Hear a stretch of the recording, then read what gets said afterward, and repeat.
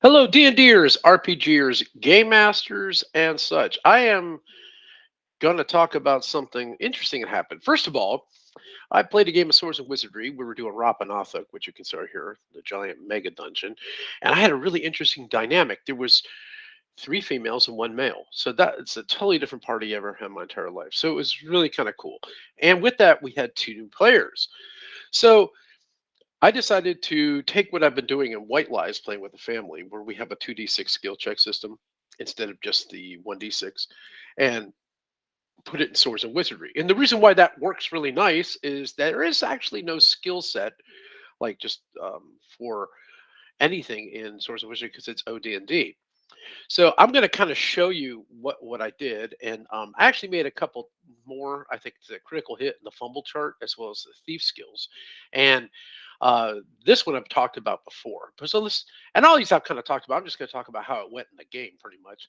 So looking at the skills, it was pretty easy. You get a +1 or -1 when you're playing Swords and Wizardry. So the bonus is not that great, but it does help out considerably if you're doing a 2d6 skill check.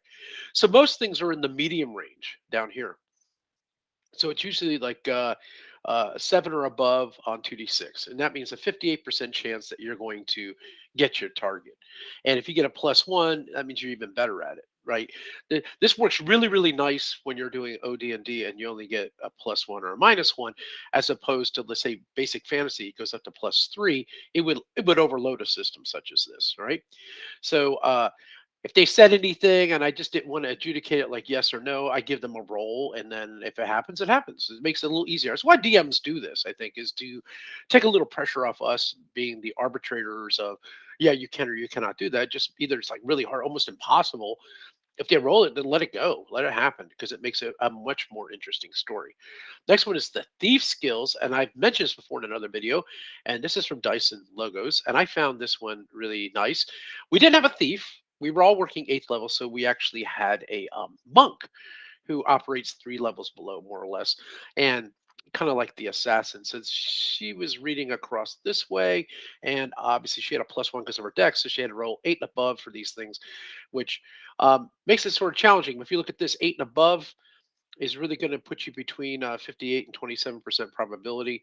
And I have another thing where you work the whole thing out, but it makes it more how would you say, a little crunchier than just 1d6 for doing things. And using the D100, it's just such a different kind of dice set. I mean, if you want to do it, fine. I just want to do something totally different with this crew. And I found this very easy for them to learn right away, especially two new players.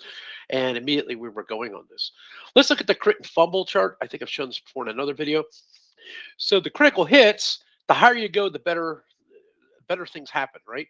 So if you roll a 2, you do get maximum damage if your weapon gets lodged in the enemy. I thought that's kind of funny if you roll 2d6 and get a 2, which is really kind of hard to do.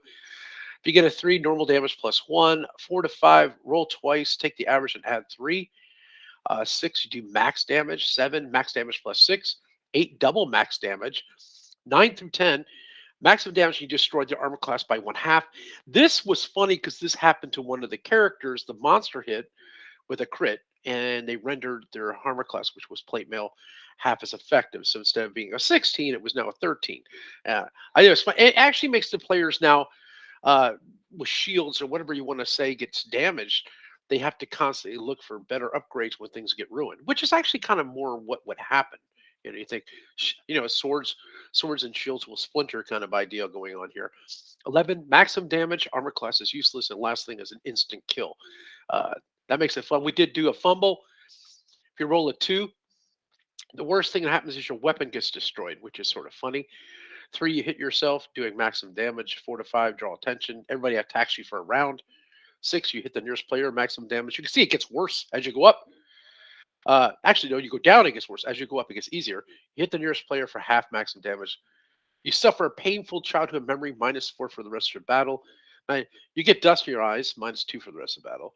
Number 11, you drop your weapon and lose a round of battle. And the last one, nothing happens because you rolled a 12.